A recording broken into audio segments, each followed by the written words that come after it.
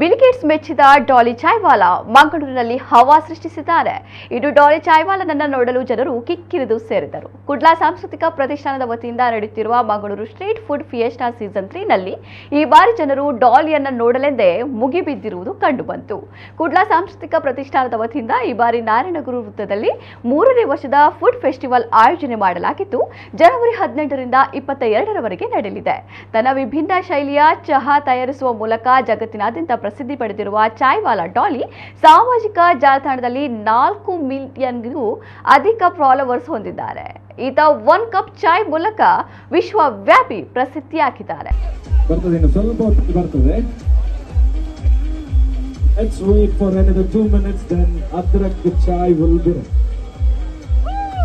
ಇರಬೇಕು ಅವರು ಚಾ ಕೊಡಬೇಕಾದ್ರೆ, ಇಲ್ಲದಿದ್ರೆ ಚಾ ನಮ್ಮ ಮೇಲೆ ಬೀಳುವಂತಹ ಎಲ್ಲ ಸಾಧ್ಯತೆಗಳಿದೆ. ಹಾಗಾಗಿ ಮೇಯರ್ ಸರ್, ನೀವು ರೆಡಿ ಇರಿ, ಯಾವುದೇ ಭಾಗದಲ್ಲಿ ನಿಮ್ಮ ಹತ್ರ ಚಾ ಬರ್ಬೋದು.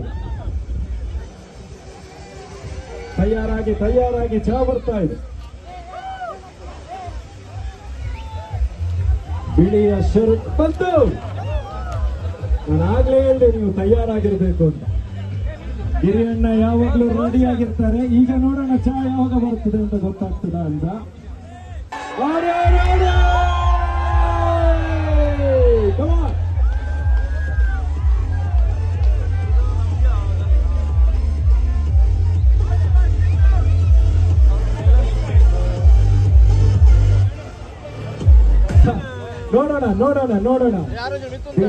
कैसे मिलेगा अच्छा.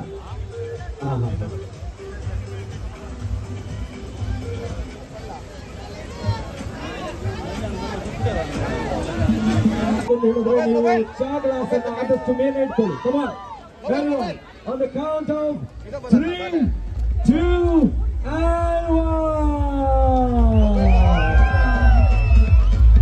ಡಾಲಿ ಚಾಯ್ವಾಲಾ ಚಿತ್ರವನ್ನು ನೀವು ನೋಡ್ತಾ ಇದ್ದೀರಾ. Thank you so much.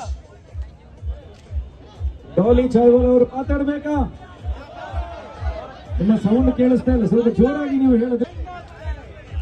Sir, ಬೆಂಗಳೂರಿಗೆ ನೋಡೋದೇ ಇಲ್ಲ. ನೋಡೋಣ कैसे मिलेगा अच्छा.